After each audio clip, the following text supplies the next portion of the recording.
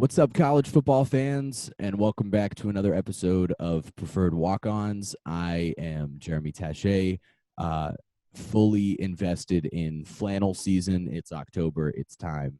We're just a couple guys who need going haircuts. on, folks. Yeah, and that's Dimitri Zamaris. You know what's going on.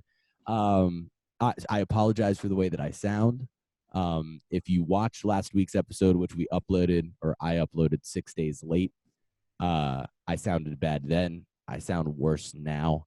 While it's flannel season, it's also flu season, and I don't have the flu, but sickness is inevitable.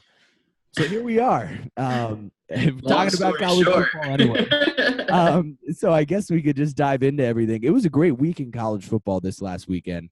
Yeah, a lot of fun games. Yeah, some really fun games. And we could start, right away with Arizona State and Cal, which blowing up the Pac-12. Yeah, I mean, if the Pac-12 wasn't already blown up after UCLA and their insane comeback victory over Washington State and USC beating Utah and all of these, ridiculous games over the start of the year, now Arizona State beats Cal. Hands Cal their first loss of the year, yeah. And what do you make of that, Meech? I mean, what do you make of, first of all, the performances in that game, but then also, I mean, obviously the long-term ramifications? So right off the bat, right, like it's 5 weeks into the season at this point. We're heading into week 6, obviously. Right. And there's not a single undefeated team left in the entire Pac-12. How's that even possible? And what's crazy is we talk about conference opponents cannibalizing each other a lot. Like, in the SEC, that'll probably sort itself out. Right. The Big 12, it'll sort. But like the Pac-12 they're done. They've already done it. We're good. Yeah, like they got ahead of the curve in that regard, right? If I think here, if you're a Cal fan, you just come away from this game extremely, extremely disappointed. Yeah. For a couple of reasons, because they were playing pretty well. The offense especially was looking better than it had all year behind Chase Garbers. He's 9 of 12, 117 yards and a touchdown. Yeah.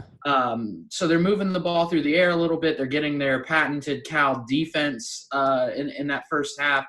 And then, Garbers goes down, and he's not by any stretch of the word like a great college football quarterback, but he's perfect for what Cal does, right? And so he's like a year and a half into his reign as the starting QB here. Right. And he gets hurt, and they replace him with Devon Modster, the UCLA transfer. And it didn't go great. Modster was 5 of 14 for 23 yards and a pick. It did not go well. Yeah. Eno Benjamin, another big game for Arizona State. He had 100 yards and 3 touchdowns, which is good. And Herm Edwards, man, he just, if anything, Arizona State is consistent week in and week out. Like you always know what you're going to get. Yeah. They're the opposite of Iowa State. The thing that I get, the thing that I guess for me, Cal's defense is still great. Evan Weaver might be the best linebacker in the country. That dude gets like 15 tackles every week. Well, and for me, the way that I look at this from there now is, we talked about cannibalism. Who's the one team that really still has a little bit of a shot at the playoff? I mean, nobody does. It's probably Oregon. Like the Pac-12 at this point, their hopes are Oregon first and foremost, right? Yeah. And then Washington, maybe, if like a lot of things break really badly, things would have to go really crazy. Or Washington would just have to go apeshit in the second half of the year, right? Right, but Oregon, if they ran it the rest of the, ran the table the rest of the way, and Auburn continued to win, then that loss looks good, whatever. Right. Except for the fact that who does Oregon host this week? Cal. And their incredible defense. They have the week after that? They play Washington. Right. So Oregon's entire season could go down the drain in the next 2 weeks. And it's this funny thing because it's like you mentioned, when it comes to the cannibalism, normally we're used to it starting when these teams, whether it's the SEC and a team like, Florida, who in the next 4 weeks plays Auburn, Georgia, and LSU, right? Yeah. So there's bound to be cannibalism around, or they're just going to lose all 3 games. But there's bound to be cannibalism around the SEC. This is when we start to see it. But the Pac-12, like you said, they already got it out of the way. expeditious. You gotta love the initiative from just Pac-12 an there. innovative conference in the Pac-12. But yeah, that's going to be the big thing, and I am intrigued now because of this cannibalism. Like, is the Pac-12 going to be? And this is more of an existential question that we can get to eventually at some point beyond the season. But is the Pac-12 going to be the leading? Let's expand to 8 of the Power 5 conferences. No, I mean, they've been left out more than any other conference, right? They've never made it. They've never made it, right? Washington made it once. Washington made it one time, right? Yeah. But if they're the conference that is consistently kind of, well, I guess we're on the outside looking in, and are they going to be the ones that try to make it, hey, every conference champion and then these, at-large teams? Right. And that'll be the ultimate interesting thing to see, because this would be the ultimate season that exemplifies why we, might need that. And last thing, and then we can move on. Jaden Daniels, not a huge game, 14 of 24, 174 yards. Yep. But I really like him, man. I think Arizona State's got something special there with him. Just a true freshman. I really like what I've been seeing out of him so far. They're gonna be a good program. It's very bizarre. Yeah, man, for sure. Well, speaking of another program that we didn't expect to be good, what North Carolina, North Carolina and Clemson. So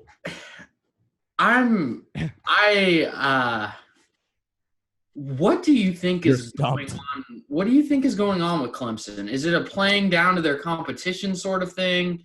That happens. I heard an argument this morning. I was listening to the Solid Verbal, and they were talking maybe that, Clemson has always had these guys who have been in the program for a really long time, whether it was Deshaun Watson or Hunter Renfrow or Mitch Hyatt on the offensive line, or all the defensive linemen and guys that they've lost in the secondary over the last couple of years. Sure. They've always had guys that have gone, you know what, we're not losing this game, right? Yeah. Like, we're Clemson. And to me, this year, it feels like that guy has been T. Higgins, right? Yeah, for sure. For sure. Like, I mean, whenever they need a big play to kind of get them out of the funk, T. Higgins comes up with like a 60-yard touchdown. Mm-hmm. And, this week he's the only offensive player with he's six catches, 129 yards touchdown with a 38-yarder in there, right? ETN has been they haven't been able to get ETN going all year. Unbelievably underwhelming, and I don't understand how that's possible. Right, so there's that, and then not only that, like outside of the Georgia Tech game, ETN has been average at best, right? And Lawrence has just been shaky, and I don't know if it's just a sophomore slump. Like he was just so incredible last year, right? As an 18-year-old kid, maybe it was unfair the expectations a lot of people had for him. Mm-hmm. But when you see the talent that he has on the offense, it becomes a question of, what's really going on here. Well, so a comparison to make, and then also a solution to what is probably going on. So I'll start with the answer, which is it has to be the offensive line play in some sort of way, and not necessarily that the offensive line is like letting them down in terms of sacks as much, but there has to be when they're not opening up the same holes, for ETN, and they're not giving Lawrence the same amount of time for protection, because so much of that offense last year that was so dynamic came from the big play, right? From, a 65-yard touchdown, the things that we're seeing Alabama do this season, right? That they're continuing to do, where not only are they great throws from Tua Tagovailoa, but like 63% of his yardage has come after the catch. You're getting your playmakers in open space because you have the time to get them there.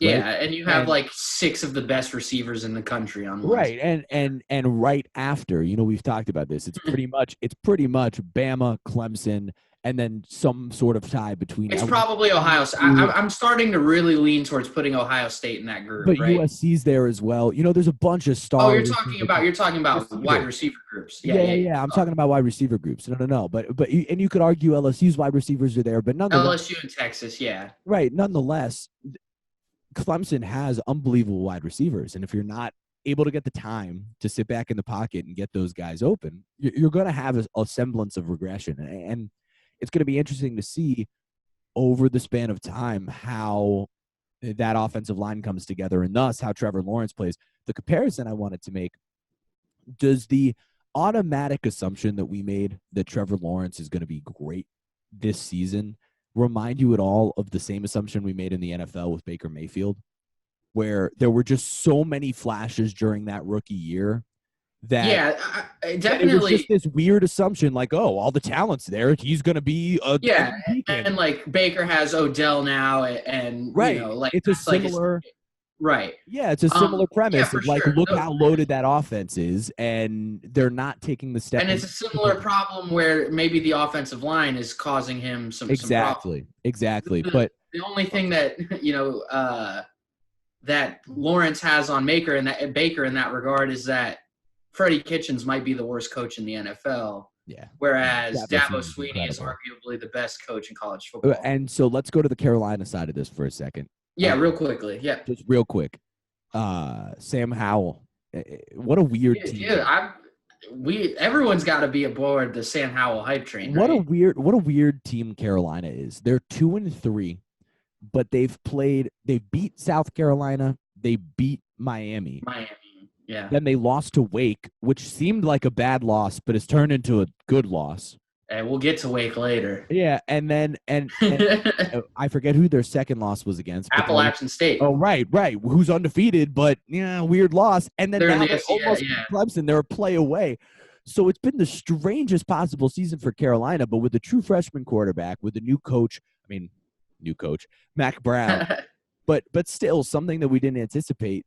So they've just become such a more consistent program week to week. It's awesome. And I mean, I'm not going to say it, but like I did call Carolina upsetting Clemson, and I was a play away from being right. So if I do like, where do you stand on the idea? If we want to roll the clip, which I'm going to do, whether you want me to or not, I'm going to roll the clip right here. My onion hanger here. Ready for this? This is some real onions. This is some real onions. The University of North Carolina Tar Heels are going to go upset number 1 ranked Clemson Tigers. Anyone can lose on the road at 3:30 if UCF can lose on the road at 3:30.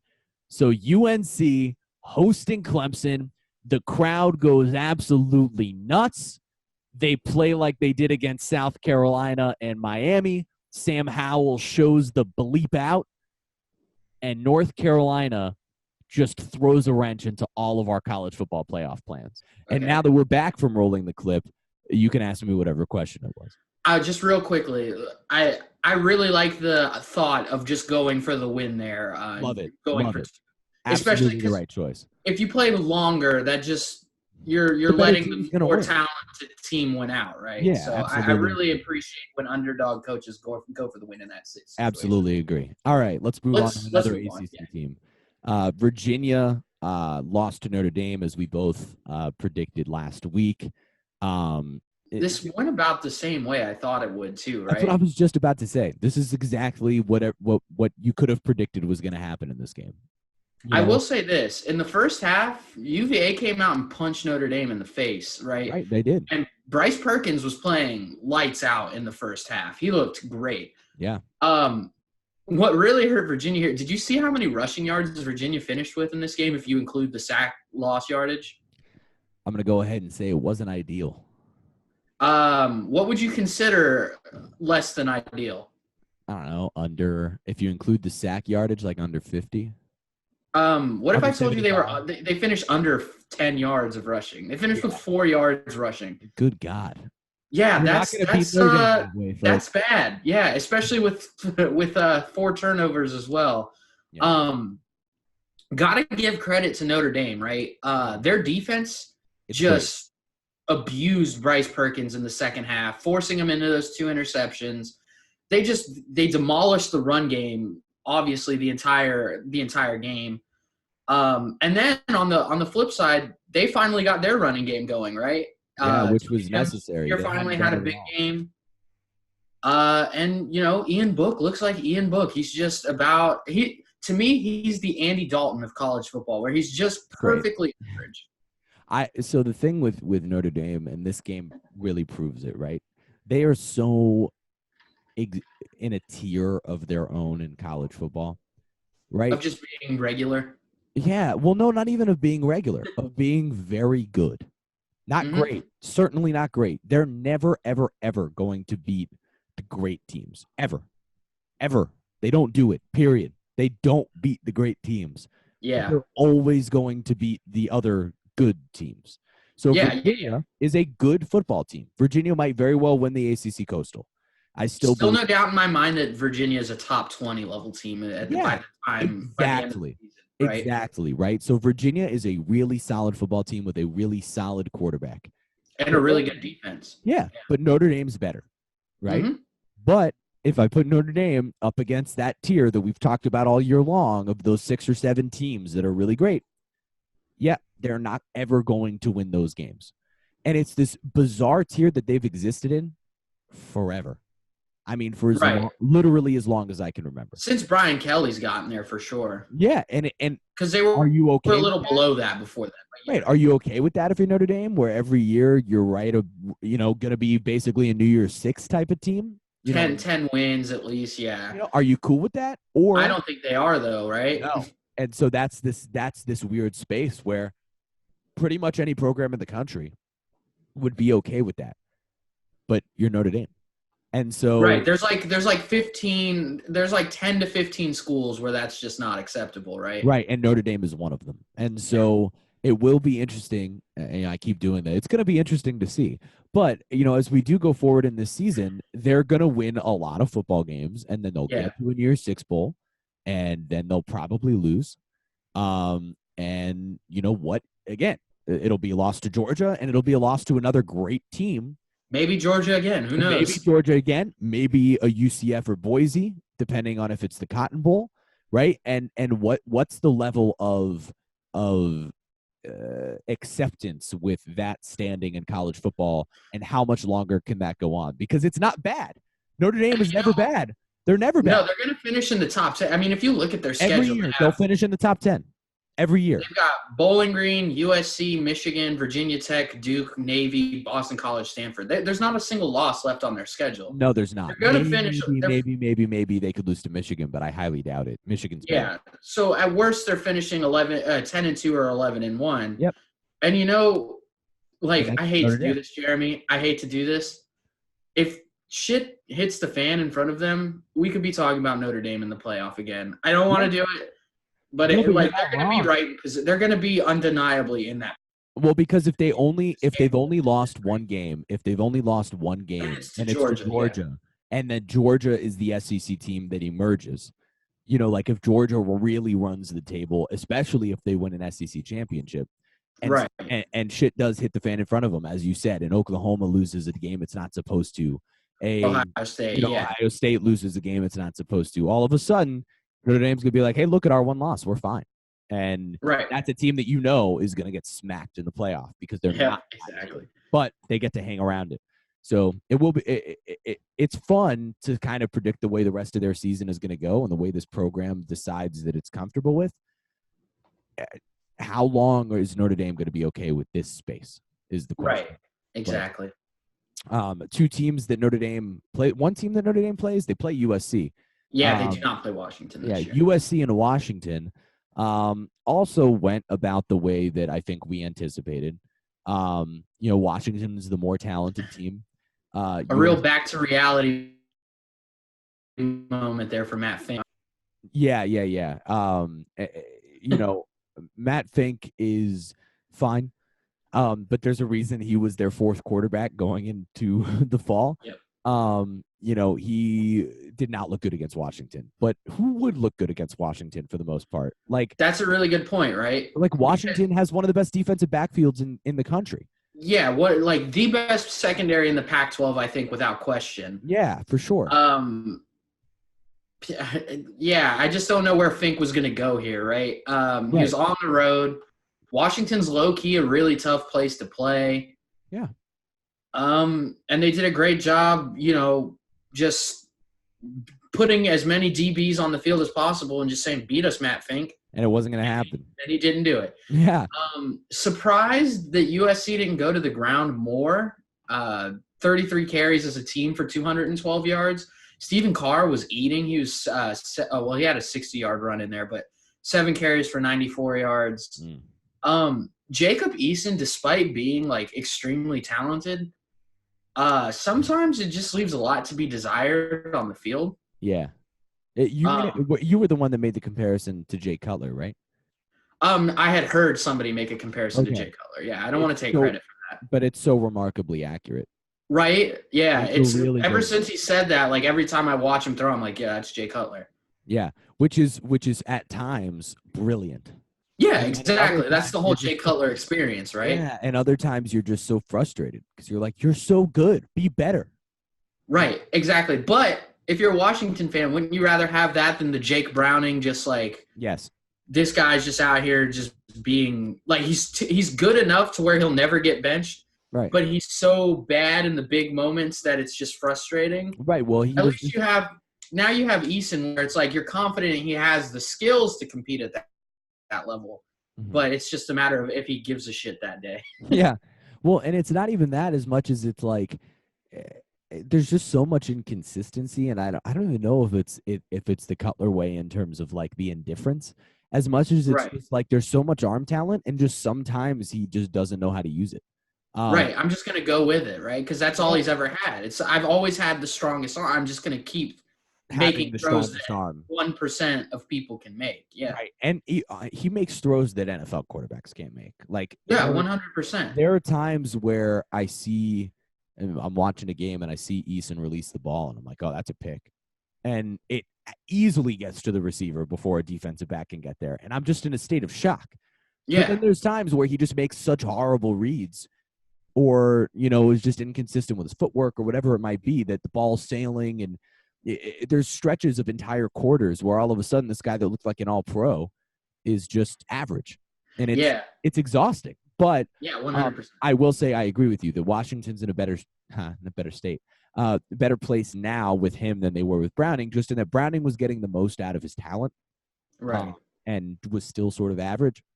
Where I think if you put Eason on those teams, like the problem is that Washington doesn't have the receivers that they used to, right? Yeah, see, Washington was better under Browning in terms of the rest of the team. Like if you had John Ross and Dante Pettis on this Washington team, could you imagine Jacob Eason throwing deep balls to John Ross and Dante Pettis? Oh my God! So yeah, and then yeah, go ahead. But just real quick, and we can wrap up. A big development here for Washington is that they got Salvin Ahmed back from injury, and he had a huge game on the ground. So now you have a running back that you can pair with that defense. Mm-hmm. And for what it's worth, USC with their win against Utah a week ago, or 2 weeks ago now at this point, still very alive in the Pac-12 South race if they can handle their business against, the Arizonas and Arizona States of the world. Yeah, no, it's the Pac again. We've done a lot of Pac-12 football to start this, but it's because it's at this point kind of the most interesting conference, in that nobody's a front runner and everybody's eliminated from the college football playoff. All right, moving to one of the teams we mentioned before, who I like to sort of just call the Syracuse of last year. Don't be disrespectful. That's disrespectful to Wake Forest.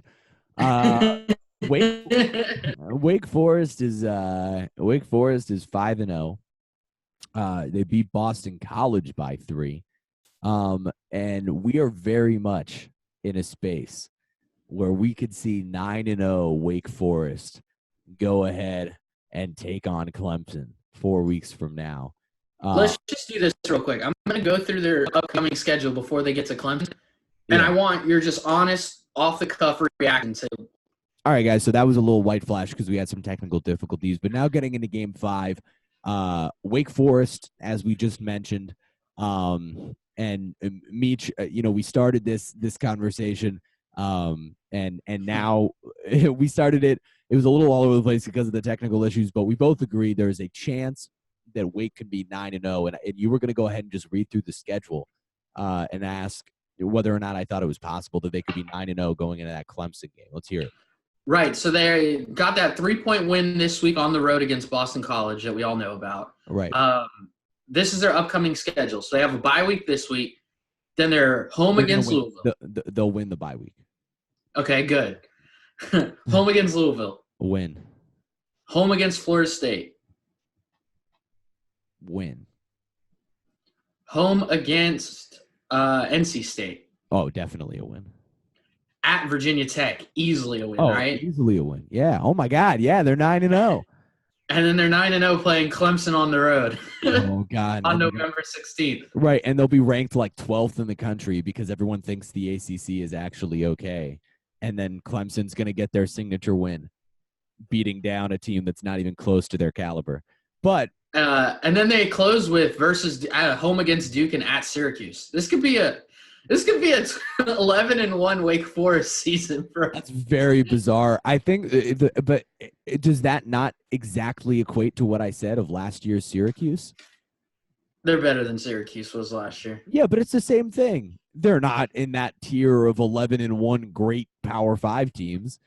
Okay, I'll give you that. They're by schedule and coincidence and a couple of close wins early. Oh my God! Wait, they're 5-0, and they're now. What do you mean Wake Forest is 9-0, sir? Yeah, exactly. So that's kind of the space they were going to be in with Wake. I don't even have a lot to say about it. They're just. Can we talk about Jamie Newman?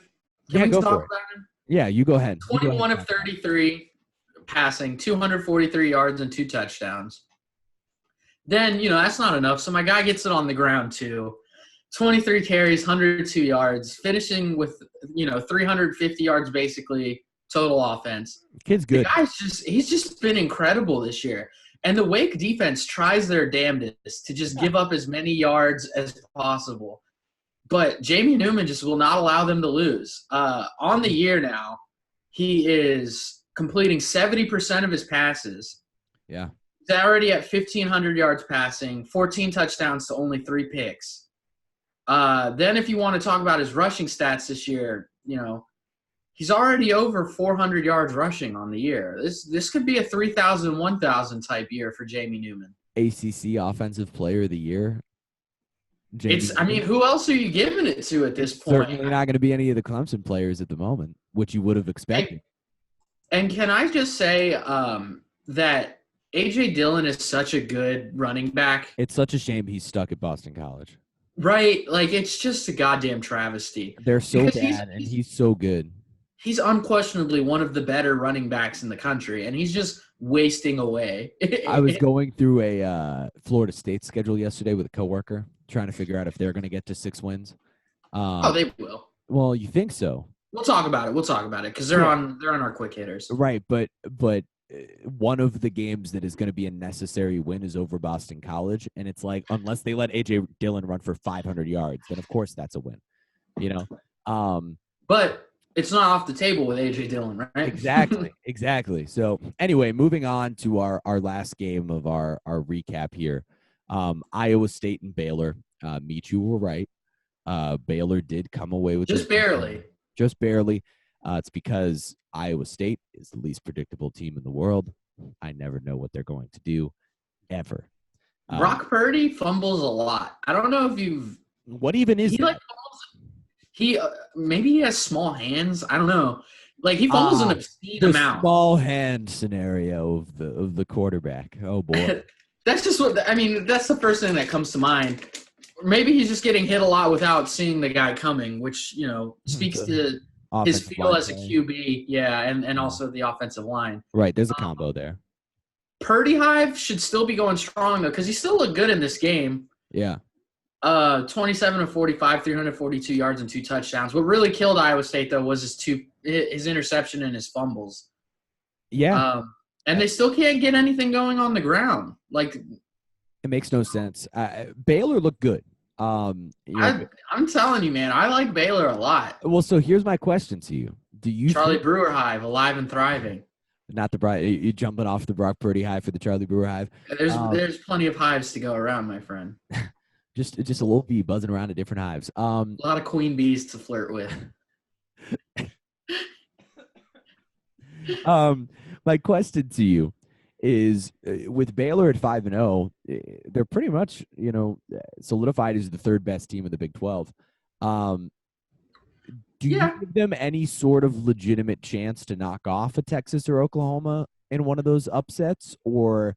Is it just there's such a gap after those 2 teams that it kind of doesn't matter that they're the next? So we have Baylor in our preview section as well. Their game against Kansas State. But yeah, I mean, I give any team in the Big 12 a chance against Oklahoma or Texas on the right week, right? Sure. And especially when it's a Big 12 team like Baylor that their defense seems legitimate, right? Yes, that's the thing. Like Baylor's got a very, very not very, very good defense, but they've got a very good defense for the Big 12, right? Right, which changes. And which is something that Oklahoma, for what it's worth, has not seen all year. Not only that, they have the playmakers on offense. We've already talked about Charlie Brewer, but Tyquan Thornton and Denzel Mims are legitimate studs playing wide receiver for them, right? Yep. And it's a Matt Rule team, so they're going to attempt to still try and run the ball every week. Yeah. I like the program that they're building there, and we're going to talk about it more when we get into previews. But yeah, I could see them giving one of those two teams a legitimate upset shock, or at least like jolting them awake. You know what I mean? Right. Well, so like you said, we'll get into that a little bit more during our preview section, but we can move on to quick hitters now. Meech, your quick hitters of the week, recapping a few games we didn't get to here that you wanted to mention. Yeah. So I have first Texas A&M and Arkansas. Really, all I want to say about this is like the weirdest like rivalry game in college football where they play every year in the Cowboys Stadium. Mm-hmm. So A&M is always like a ranked team during this matchup, and they always end up only winning by 7 points. This is the third straight year this game has been decided by 7 points or less. Even I don't get Arkansas not being good. Yeah, and so like Arkansas is like not a good team this year by any stretch of the imagination, right. And they hung in it the whole way.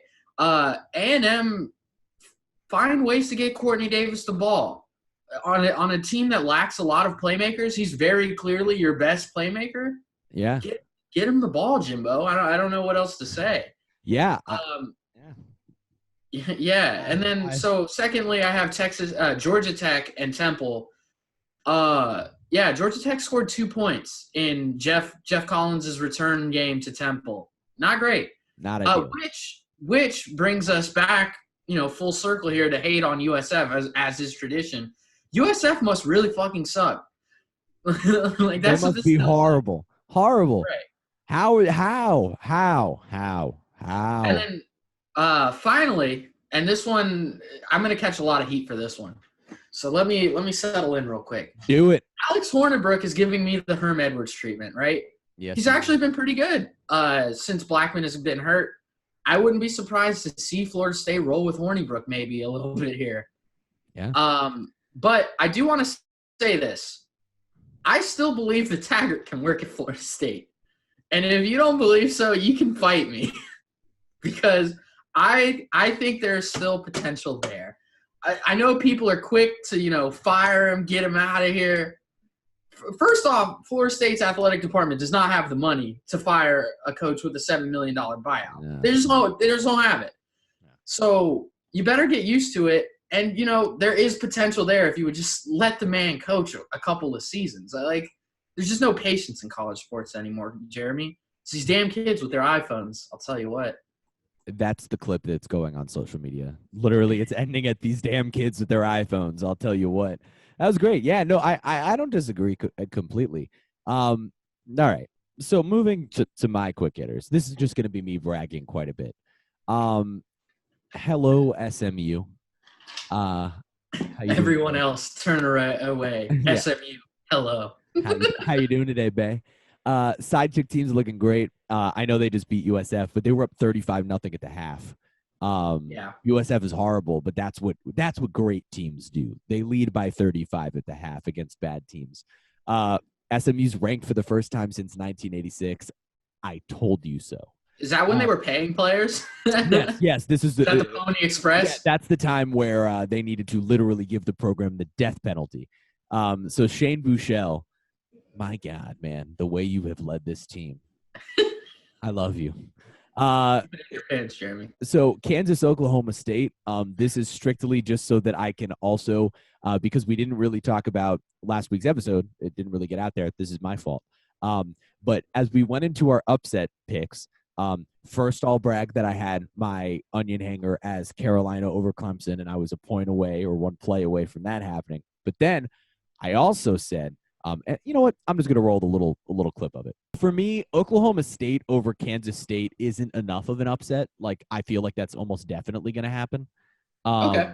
So it like didn't feel like good enough. So that's just like an upset pick that happens to be out there, that if you want to pick Oklahoma State over Kansas State, feel free to do so. Yeah. So Kansas State over Oklahoma State was the obvious choice. That's not really Oklahoma State. Oklahoma State. I apologize. Oklahoma State over Kansas State was obviously going to happen, not an upset.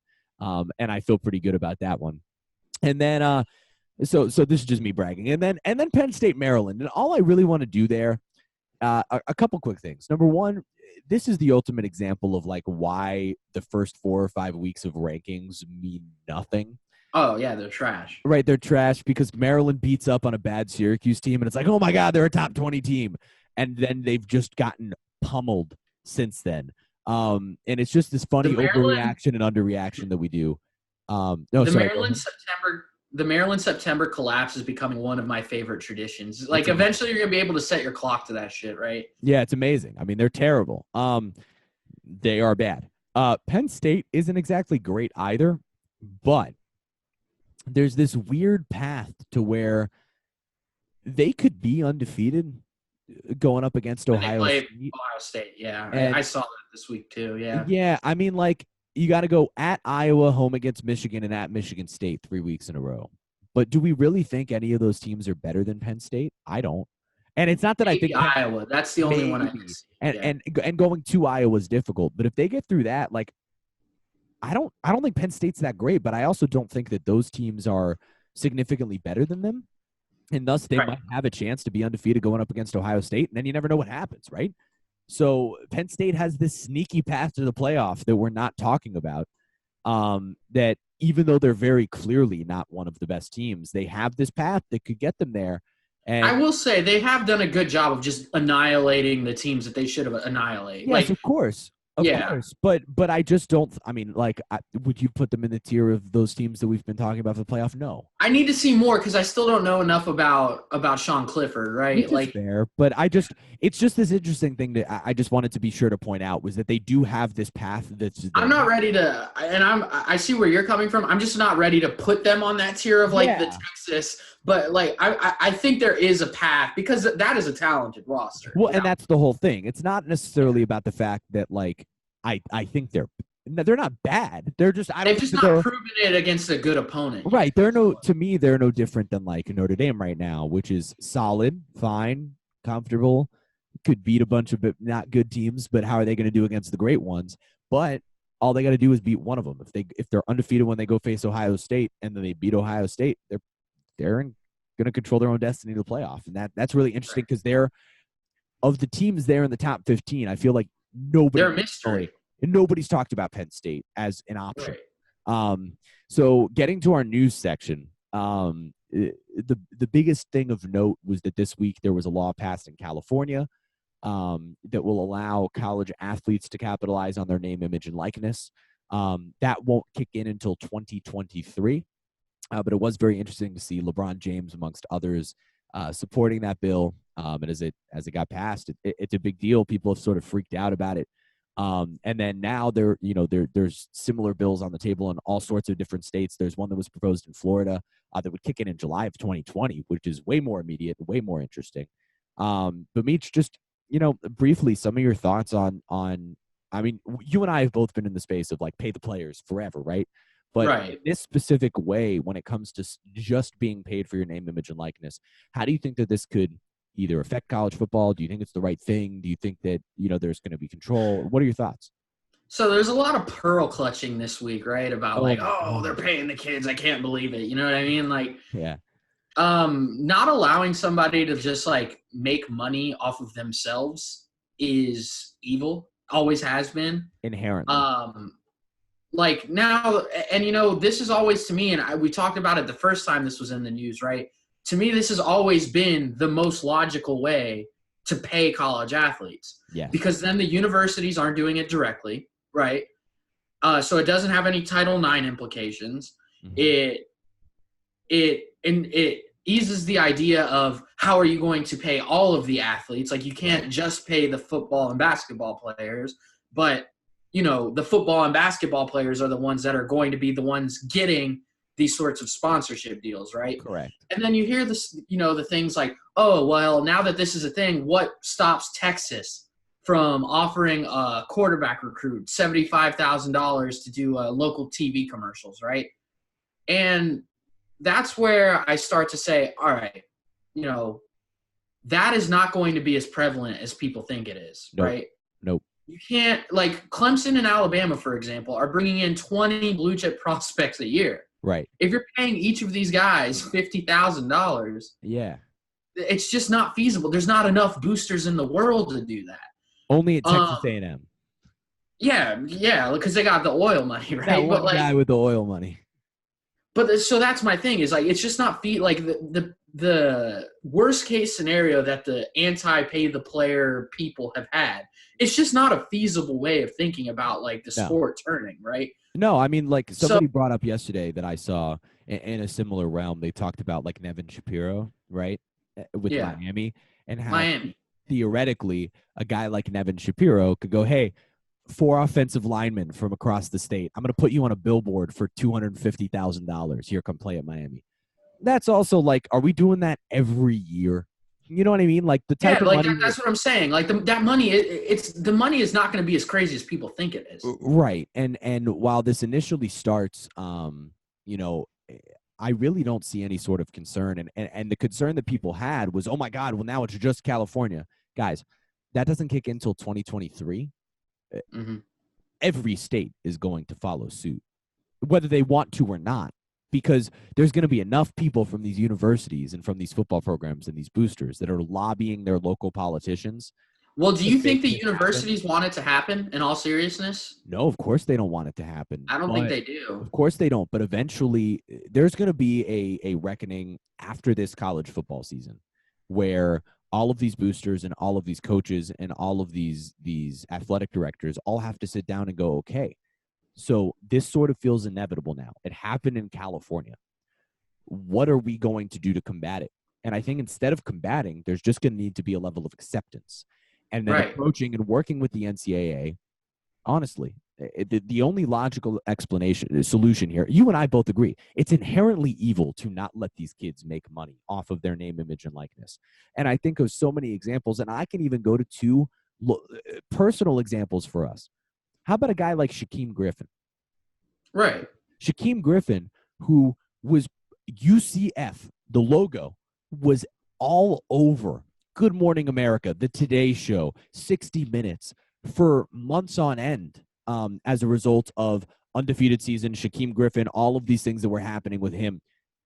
And he made $0 off of it and then went to the NFL and was like a 6th round pick, right? Yeah, and then he finally started getting his Nike deal and his but don't you think Nike would have happily paid Shaquem Griffin to be a Nike athlete while he was at UCF? It would have been a lot better for them to pay for him to be one of their main athletes while he was there than afterward, right? Mm-hmm. A guy like Mackenzie Milton, that's a legend in Orlando, but by the time that he graduates from school, by the time he leaves, because he's going to try to play again next year, by the time that he leaves school, is some of the shine going to have worn off because it's so many years removed from when he was playing, because Dylan Gabriel or Darryl Mack or whoever looks great too and the team's undefeated, and some of the shine of what Mackenzie Milton was in the midst of all of that disappears, and where he could have been making probably at least thousands of dollars from local businesses off of his name and his sponsorship. He's a guy that didn't get to benefit from that. Now he's probably never going to play in the NFL. So there's those examples too. It's not just the Tim Tebows and the Johnny Manziels of the world that were Heisman winners that come back and would have been making hundreds of thousands of dollars. It's the other guys. It even stretches beyond other Colin Klein at Kansas State. Like guys like that are the star in college, but very Dungy at Syracuse. Like there are these guys that are superstars that are making all this money for their universities and never get to capitalize on it because they're not going to be professionals. And it does extend to other sports. Even the star baseball player at UA. Right, that's what I was going to say, right? Like, is going to get a sponsorship from a local business. You know, if a team's competing in that way, there's no reason why they wouldn't get the same types of sponsorships. Yeah, like you're telling me the UConn women's basketball team isn't going to get some crazy sponsorships? Exactly. So someone like Brianna Stewart, while she UCLA's was in volleyball college, team. yeah, there are all sorts of ways that these kids should be making money off their name and likeness, and they're finally going to be given the opportunity. So the thing that I would say that easily you can look at right now, first of all, you can make sure that there's still a level of academic standing. So where everybody's like, oh my God, it's just a business now. No, you can still have academic qualifications that guys and girls need a certain GPA. That they have to meet, yeah. Right, that they have to meet to be able to be academically eligible. This is still college athletics. And on the other hand, I think the thing that can prevent the part that those pearl clutching people are worried about, make it so that if you're what about the children? Well, if you're a booster at a school, you can't be the one paying for name, image, and likeness, right? So you can only get sponsorships theoretically from people that aren't boosters at the university. So that's how you eliminate, hey, Texas pays $200,000 for whatever. And bro, right? Can we wrap with this too? Like, yeah, let's not be like naive. Like, it's this also shit happening already. Yeah, it's like already. Teams are already paying players. Of course they are. So nonetheless, I just wanted to make sure that we got that in where there can still, if the NCAA decides, you know what, we're going to evolve with the times as opposed to being the answer, which would be the opposite of everything that they've ever done. But if they decide to evolve with the times, there can be a way for these two things to coexist and not have any sort of issue. The only thing that I'm interested to see is when it comes to things like jersey sales.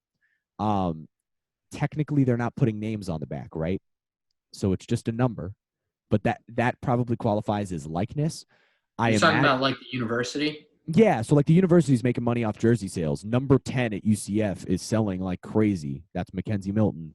You know, it was 18 when Shaquem Griffin was there. How are those guys making money off their likeness then? I imagine the best way to be able to do this, that the NCAA... It's got to be a percentage, yeah. Right, it's a percentage of the jersey sales. It gets put into a fund, and when that player graduates or leaves the university, whether it's as a transfer or a graduate or whatever it might be... They can access that money. They can then get that money after the fact. That would be the one spot where we're frustrated because players aren't getting the money that they deserve right up front, but that sort of feels like the only way to be able to keep sort of the rules intact that way.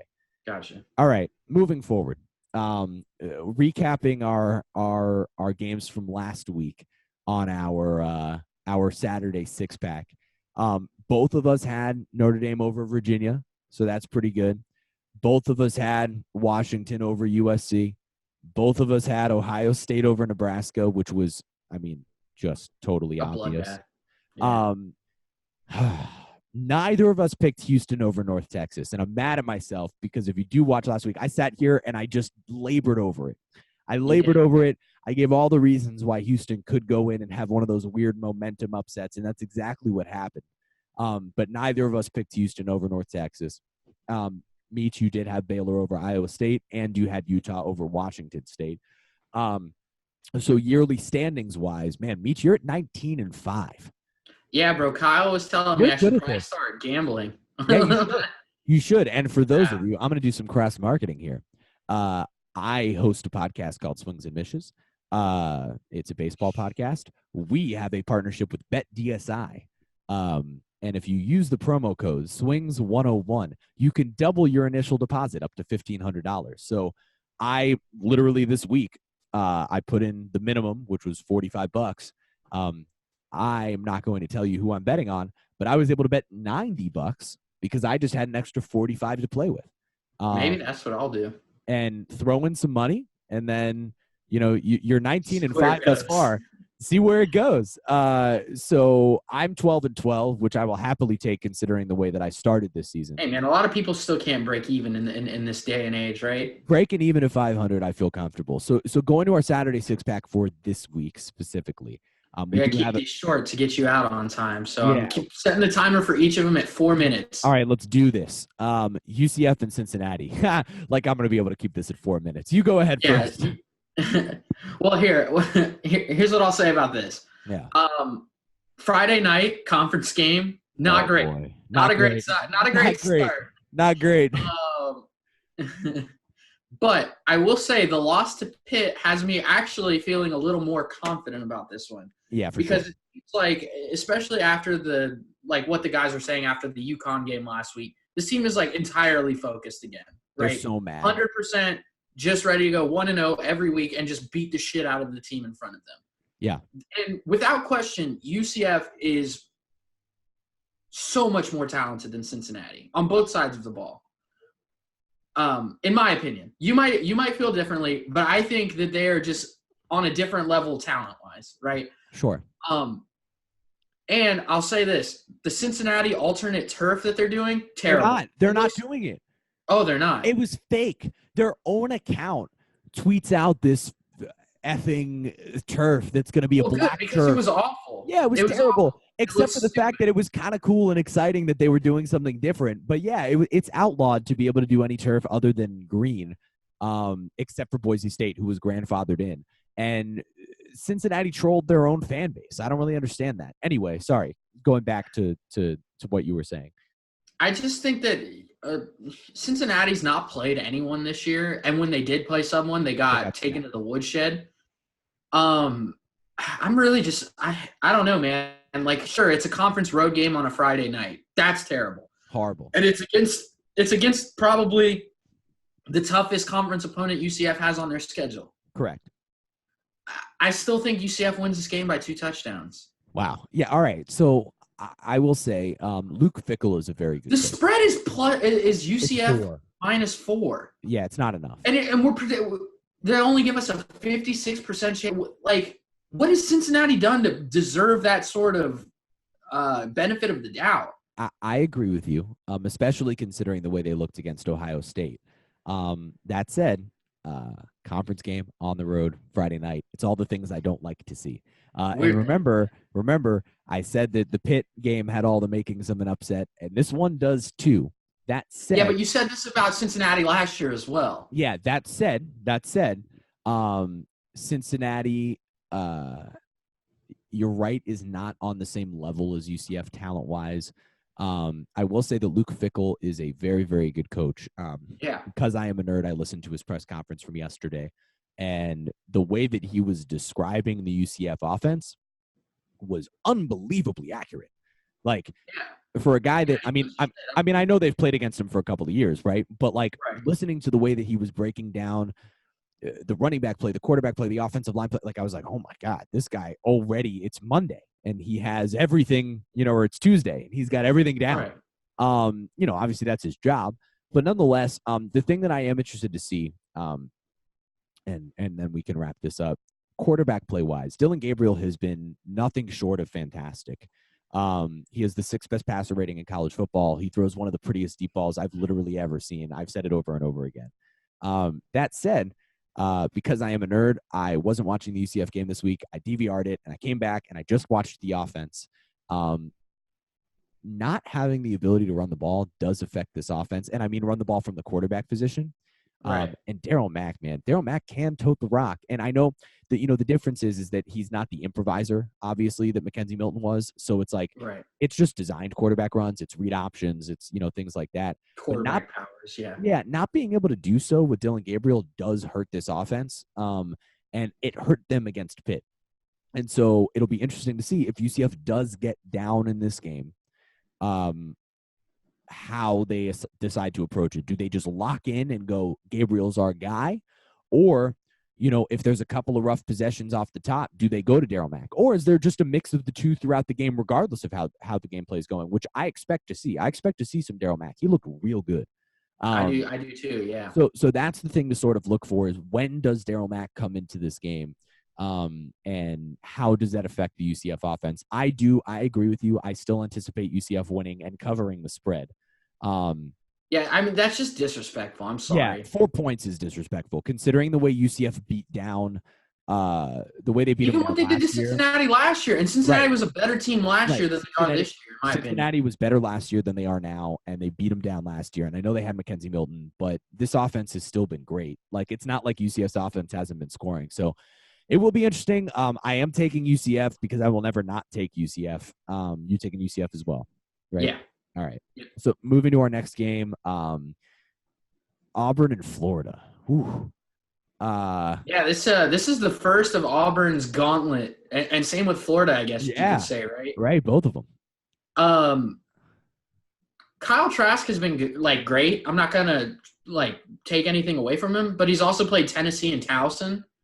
And this Auburn defense is not Tennessee or Towson. Last time I checked. Nope. So that's going to be a fun adjustment to watch to see if he's ready, like up to playing against this sort of competition, right? Yeah. Bo Nix, on the other hand, he's done it. You know, he has already under his belt as a true freshman in 4 weeks now. He's played. He's got wins over Oregon on a neutral site, Texas A&M on the road, and a blowout of Mississippi State under his belt. Right. And he looked great last week, man. He looked like phenomenal against a Mississippi State defense that I think is really good. Yeah, it's not a bad defense at all. And there's an argument to be made that that UF might have the best defense Auburn has played this season, but Oregon to me is right there with UF, and defensively at least. Yeah, well, and so that being said, Bo Nix did not play well except for a couple of possessions late in that Oregon game. He didn't actually play that well. He just had an unbelievable fourth quarter. He was but now he's got 5 starts under his belt. Correct. But if you're making comparisons between Florida's defense and Oregon's defense, and saying Florida's might even be a little bit better, that's not exactly a great recipe for a kid who struggled so much against Oregon. Right. The experience that you just mentioned going to Texas A&M, I think, is so big and matters so much more than one can anticipate when it comes to this. Right. The Gators have College game day. It's a home game. It's their first big game that they feel confident that they could win in quite a while. I know they always think that they can beat Georgia, but they, last few years have been rough. And so hosting a team like Auburn, Florida sort of weirdly, whether they deserve it or not, at least the fan base has this sort of chip on its shoulder, like, hey, why aren't you talking about us with the other 4 SEC teams? Right. Understandably, they are the 5th best. You've not played anybody. Right. You haven't played anybody and you're not good. Right. You're not on that level. It's obvious. That said, that doesn't mean you can't beat Auburn. Just because you're not as talented as Auburn doesn't mean you can't beat them. While you're at home, while College game day is there, while your CBS game of the week, while you're wearing kind of dope throwback uniforms. Disrespectful, by the way, to put Kyle Trask. Oh my God. There's a Kyle Trask, Steve Spurrier promo that is one of the most disrespectful things I have ever seen. How dare you? Yeah, sure. They're wearing the same jersey. They are not nearly the same player. Don't ever disrespect it. I love Steve Spurrier. Don't ever disrespect the GOAT like that. Don't ever disrespect Orlando Apollo's champion, Steve Spurrier, ever again. That said, so all of that, the factors are there for Florida to be able to pull off an upset. But the things that you mentioned off the top, which is Kyle Trask hasn't played anybody, and Bo Nix has been in this scenario already in his young career, make me feel confident that the more talented team is going to win here in Auburn. And Auburn's gotten a lot, like, their offense is starting to come into form, right? Yeah. Like, Seth Williams has gotten a lot better over the last couple weeks. Eli Stove, Will Hastings, their receivers are starting to round. Anthony Schwartz, if you just touch Anthony Schwartz, right? Like, so I really, I got Auburn. You have Auburn as well, it sounds like. It's going to be a close game, though. That should be a close game. I agree with that 100%. That might be like Auburn's driving for a game-winning field goal type. Totally possible. All right, I don't think it's going to be a blowout though. Let's move on to Michigan State, Ohio State. We don't have to spend a lot of time on this if we don't want to. Dude, this is a blowout. I think Ohio State wins this game by like 30 or more. Yeah, I don't think this is particularly close. Michigan State, because their brand is ranked, they're fine. Because they're a brand. No, honestly, No, I know. You're not wrong. I mean, really, if a team played like Michigan State but wasn't Michigan State, would they be? This feels to me like every Ohio State game this year, to start, has just felt like okay, let's just check another thing off that we know about Justin Fields, right? Last week was how will he handle a road environment? Right. He murdered it. He literally murdered Nebraska. It was horrible. And this week it's like, how will he handle a ranked team with a legitimately good defense? Right? Yeah, that's cool. So if he just checks another box, I think really more what's interesting here is if we start talking about Ohio State as maybe being if not the second best. I think Ohio State might be the best team in the country. Ohio State. Yeah, I just wanted to say that, right? Yeah, no, I don't think that it's crazy to say that Ohio State is the best team in the country, which is hilarious, right? I mean, this is the best Ohio State, like most complete all-around Ohio State team since 2014, 2015, the year that they won the national championship. Justin Fields is better than any quarterback they've had. Which is incredible, right? He's better than any quarterback that they've had.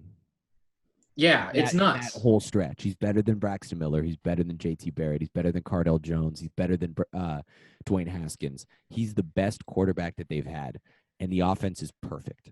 They're going to win this game by at least 3 touchdowns. And the crazy thing is, their defense is playing like no one's talking about Ohio State's defense.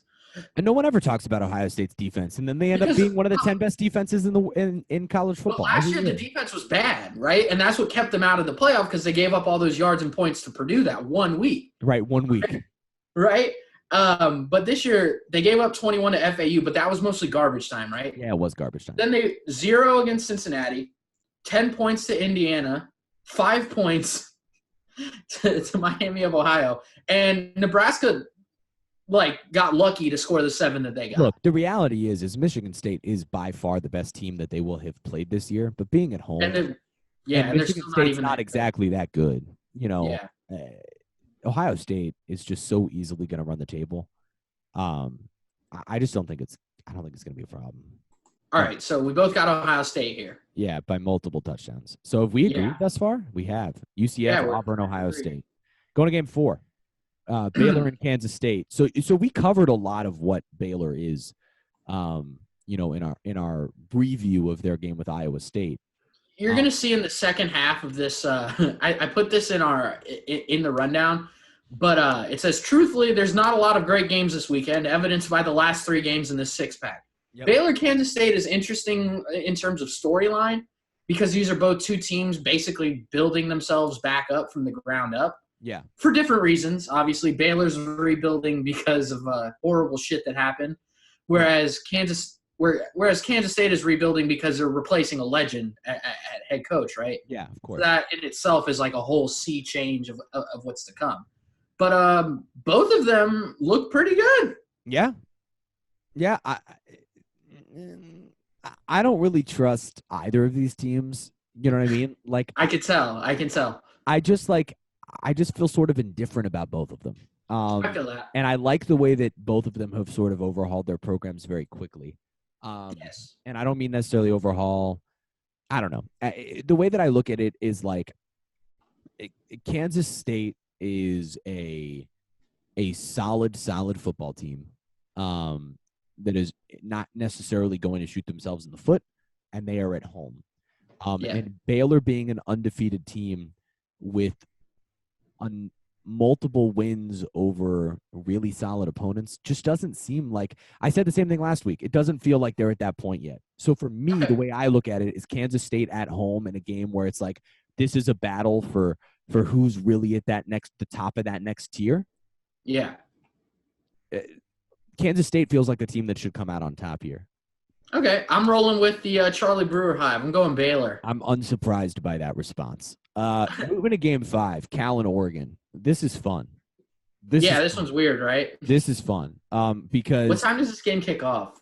Let's find out right now. 8:00 p.m. Eastern time. All right, so that's a little so it's not real. It's not real after. But the second half could get weird, right? Because the second half will start around like 10:30. Yeah. Yeah. This is one of those games where Oregon – this game is going to mean a lot. I mean, obviously it's going to mean a lot to Oregon season, but this is a really good measuring stick for where Mario Cristobal has his program, right? Because, all right, they lost to Auburn by like a point. Big deal. Right. You know, right? On a last-second touchdown. Literally last-second touchdown. If Oregon can go out and handle business against Cal and tear up a defense that you and I both agree, I mean, that's probably one of the best 10 to 15 defenses in the country. Yeah, if not for better. Sure. If Oregon could go out and handle business, you know, you feel good about it. They are at home, which is definitely helpful. They have a great quarterback. They have all these skill position players. You know, they've been playing really good football since that loss. Like, there's a reason they're a top 15 team right now. Quietly, their defense is incredible too. Their defense is really good at Oregon this year. Yeah. I think that it's really. I want to pick Cal in this game. I do, because the Pac-12 has been so weird this season. The way that everything has gone in terms of every team upsetting the other. But I think that could slow down here. I think Oregon is talented enough and will get good enough play from Justin Herbert. Although it's big for him too, because whenever there's been pressure, he has not exactly been great.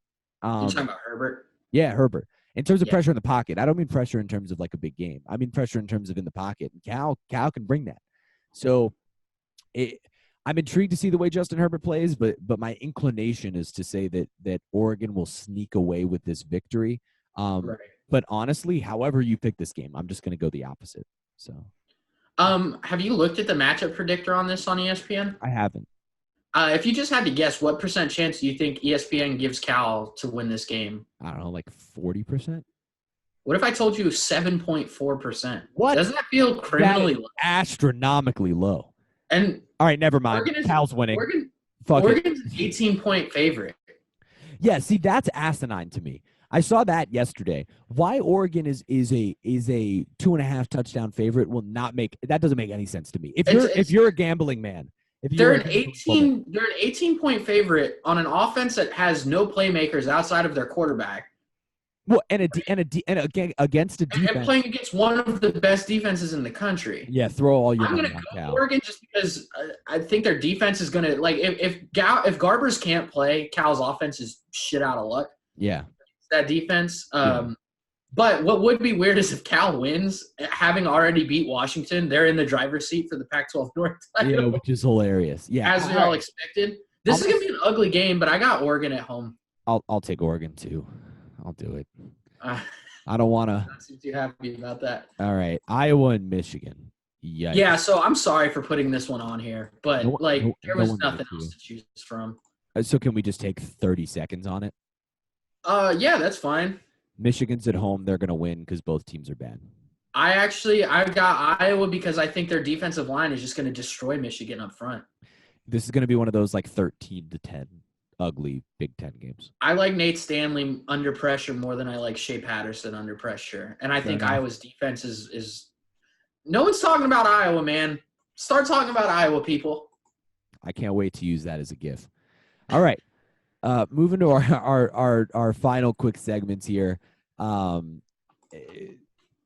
Meech, those games sucked. The college football's so weird. Your grown man of the week. Sorry, man. No, is that your fault? What are you talking about here? I don't make the schedule, Jeremy. I just make the schedule. I just didn't force it. Grown man of the week from last week. Who you got? I mean, Alabama's what? Fourth? Like, if you were in all seriousness ranking Alabama receivers, Devontae Smith at best is third, right? At best. Yeah, and he finishes with 11 catches, 274 yards, 25 yards per catch, and 5 touchdowns. He had 231 yards and 4 touchdowns in the first half. Is that good?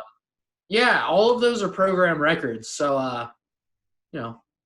It's all right. Sure. This is a program that's had, Julio Jones and Calvin Ridley. And Amari Cooper.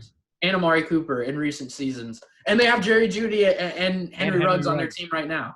Their team is outlandish. Is Alabama wide receiver you? No one wants to talk about it. No one wants to talk about it. My grown man of the week, and I think we Prefer Walk-Ons, or the Preferred Walk-On show, are going to start this man's Heisman campaign.